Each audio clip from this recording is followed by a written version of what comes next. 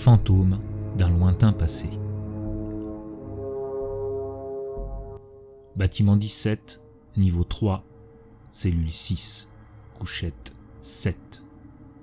Un chemin connu par cœur, emprunté de jour comme de nuit, reposé ou exténué, sous l'hymne des saints valeureux ou assourdi par des troupes d'alarme résonnant entre les plaques de métal recouvrant les murs du couloir. Juste derrière la porte, un bruit sec, un claquement intermittent, celui du cerveau-crâne d'accès depuis bien longtemps défectueux, celui du choc de ses deux mâchoires sur les dents jaunies et usées par des siècles de service. Des lumiglobes puissants et pâles éclairent la chambre à intervalles réguliers, situés au-dessus de chaque casier. 10 casiers, 10 couchettes, 10 porte-armures. Tout ici est clair et ordonné, propre comme les allées d'un manoir d'avant-guerre de la noblesse des Spears d'Armageddon.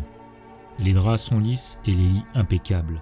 5 lavabos en métal gris et brillant sont disposés de chaque côté des rangées de couchettes, chacun rehaussé d'un miroir de métal poli, sans la moindre trace.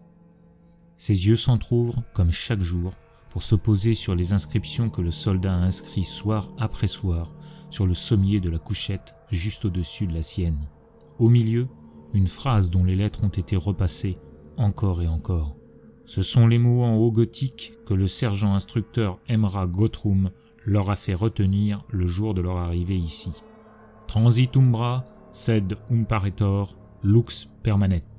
L'ombre passe, mais la lumière de l'empereur demeure. Comme chaque matin, l'homme récite ces mots à voix basse en imposant un aquila ferme et déterminé sur sa poitrine. Il se lève, alors que tous ses camarades font de même. Les gestes sont millimétrés, résultat d'une routine précise et optimisée.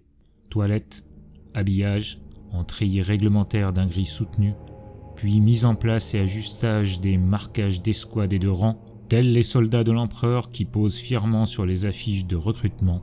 Ses cheveux sont blonds coupés courts et le regard d'un vert profond. Le cadet Pirgo Valentian se tient droit, jambes serrées et torse bombé devant sa couchette alors que la porte s'ouvre un peu trop rapidement. Cadet Sporia, vous avez sursauté quand j'ai claqué la porte. Vos camarades pourront vous remercier plus tard lorsque vous nettoierez les chambres de tout cet étage sur votre temps de repos. Nulle peur au service de l'empereur. Faites-vous surprendre et les ennemis de l'humanité viendront faire des trous dans vos peaux de privilégiés. Aucun cadet sous mes ordres ne mourra de cette façon. Je l'ai juré devant l'empereur. Recommencez cela demain, et c'est à coup de fouet que vous apprendrez cette leçon-là. Les mots du sergent Gottrum furent immédiats, presque instantanés, comme si la phrase avait été préparée avant de passer le seuil de la chambre. Le silence n'était maintenant brisé que par le claquement des dents du cerveau-verrou. Les mots étaient préparés, autant que la réponse du cadet Sporia. « Sive, sergent! Sive, camarade !» Sive, premier acronyme que les cadets apprenaient en franchissant les portes anti-souffle de la Schola Progenium de Sainte-Joanne. Si imperator velit, si l'empereur le veut. Réponse enthousiaste d'une fratrie heureuse de servir l'empereur comme leurs parents avant eux. Certains d'entre eux le prononçaient encore entièrement, mais, comme pour tout le reste, l'efficacité l'emportait vite face au respect du protocole. Ici, chacun devait mériter jour après jour le gîte et le couvert. Le privilège était de recevoir parmi les meilleures éducations militaires de l'Imperium, contre rien de plus qu'une existence à le protéger. Mais tous ici étaient reconnaissants et fiers de faire bientôt partie des rangs du Militarum Tempestus. Lorsque la revue de cellule matinale fut terminée, tous se dirigèrent vers l'office de récitation, là où depuis des mois, ils lisaient à voix haute les pages du Tactica Imperialis, s'imprégnant de la sagesse des chefs de guerre, généraux et amiraux de l'humanité pour l'utiliser plus tard sur tous les théâtres d'opération de la galaxie. Puis, l'entraînement au tir, le combat en apesanteur, le médicae de terrain, et enfin, l'anatomie Xenos. 2 sujets ayant de nombreux points communs, mais aux applications antagonistes. Quelque part, ailleurs dans le système, des ruches étaient assiégées, des usines détruites, des morts laissés en proie à la vermine. Alors qu'Armageddon se consumait toujours dans le brasier de la Troisième Guerre, brasier davantage attisé par la réouverture de la porte de l'Ange Rouge. La porte de l'Ange Rouge. Blessure dans l'Empyréen symbolisant la chute du démon Angron, fils maudit de l'empereur, et que tous pensaient depuis longtemps cicatriser. Désormais, les démons de cornes, autant que les tempêtes de haine et de pluie de sang, arpentaient la planète, donnant une dimension nouvelle au conflit, alors qu'envahisseurs orques et défenseurs de l'Imperium s'affrontaient déjà depuis de nombreuses années. Partout dans le système, les ressources impériales étaient dirigées vers Armageddon, construction d'armes et de vaisseaux, nourriture, entraînement des troupes. À l'extérieur du système, tous les mondes impériaux déployaient la moindre ressource afin d'entretenir un afflux constant de renforts dans un conflit qui avait perdu depuis longtemps tout décompte des pertes et des dépenses. L'ennemi était partout, la guerre était partout, la mort était partout. Les hommes étaient des chiffres, les blindés étaient des chiffres, les chargeurs étaient des chiffres. Ici, à la Schola Progenium Anton Savernio Titus, chaque jour, tout était fait pour que les futurs Sions gagnent le front le plus rapidement possible, en ayant bénéficié de l'entraînement nécessaire pour survivre à tout ce qui les attendait dès leur premier déploiement. Dehors, les hommes étaient des chiffres, mais dans les couloirs de la Schola, les hommes étaient ce qui se rapprochait le plus de frères, de sœurs, de parents. Ensemble, lors du repas de mi-cycle, Pyrgo et les autres membres de sa future escouade regardaient les correspondants de guerre présents sur Armageddon lister les victoires impériales.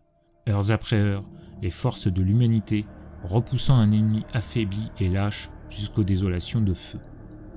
Les vidéos encourageaient les actes de bravoure et l'engagement civil dans la garde impériale. Tous rejoignèrent les simulateurs de pilotage le sourire aux lèvres. Ils seraient bientôt l'élite et ensemble, sous le regard de l'empereur, ils gagneraient cette guerre. Le reste du cycle passa vite. Les 2 heures de combat rapprochaient un peu moins.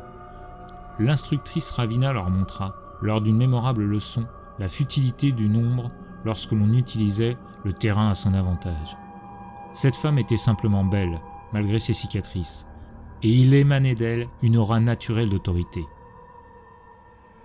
Elle rappelait à Pyrgo sa mère, et même s'il ne gardait d'elle que des souvenirs vagues et éparses, il aimait à penser que c'est ainsi qu'elle était. Comme pour tous les autres cadets, la guerre s'était emparée de ses parents. De sa mère tout d'abord, lieutenant dans le 24e régiment de chasseurs d'orques d'Armageddon, puis, quelques mois plus tard, de son père, capitaine dans le 116e régiment d'infanterie motorisée. Il n'en gardait aucune tristesse, car même si la guerre lui avait pris sa famille, l'Imperium lui en avait offert une nouvelle, et ses parents étaient morts pour la plus grande des causes.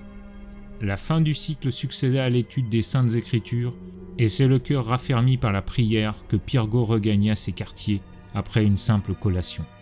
Comme tous les soirs, le cadet Missanti avait essayé de remporter la victoire sur Pyrgo lors d'une partie de régicide, le seul jeu autorisé dans la Schola. Toujours la même stratégie, toujours les mêmes erreurs, la partie fut brève et comme souvent terminée par les rires de toute la chambrée. La routine avait toujours eu chez l'homme quelque chose de rassurant. Bâtiment 17, niveau 3, cellule 6, couchette 7. Comme tous les matins, il allait se lever, effectuer une toilette sommaire, puis revêtir son uniforme parfaitement ajusté pour se rendre aux messes de l'autre côté de la station.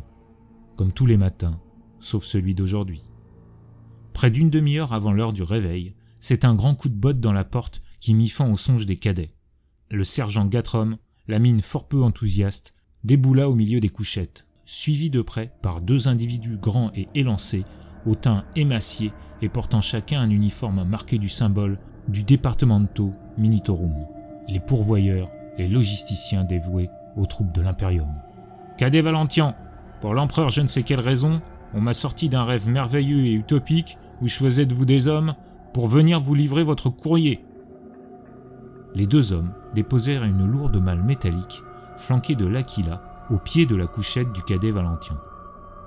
Elle était couverte d'éraflures, mais on pouvait encore lire distinctement sur le côté « Eramus Mani Valentian, Questor Minoris, rang 2, Armageddon Prime ». Le temps de régler la signature du formulaire adéquat, indissociable des actions du Parlamento Minutorum, les 3 visiteurs inattendus quittèrent la chambre. Le sergent Gatrom, le regard lourd de sens dans la direction de Pyrgo. Les 10 cadets se retrouvèrent alors autour de l'objet, les yeux remplis de curiosité et des restes d'un profond sommeil. Le coffre était presque plein. Un horologium, un vieux paquet de cigalos à moitié entamé, quelques holopix datés, et surtout une quantité invraisemblable de tablettes data, toutes du même format, sans qu'aucune annotation ou numéro ne permette de les distinguer. Au fond du coffre se trouvait également un porte-documents de grande taille et quelques vieux manuscrits que le temps avait commencé à rendre à la poussière. Pirgot, circonspect, tenta en vain d'en allumer plusieurs, depuis longtemps déchargés de la moindre once d'énergie. Puis il en prit une au hasard qu'il mit en charge au pied de sa couchette. C'est l'esprit rempli d'une myriade de questions qu'il entama sa routine quotidienne et, même concentré sur ses tâches 1000 fois répétées, il lui tardait déjà de pouvoir retrouver sa couchette et découvrir le contenu de la tablette data laissée par son grand-père. C'est le sourire aux lèvres et la joie dans les yeux qu'il quitta sa cellule en direction du mess.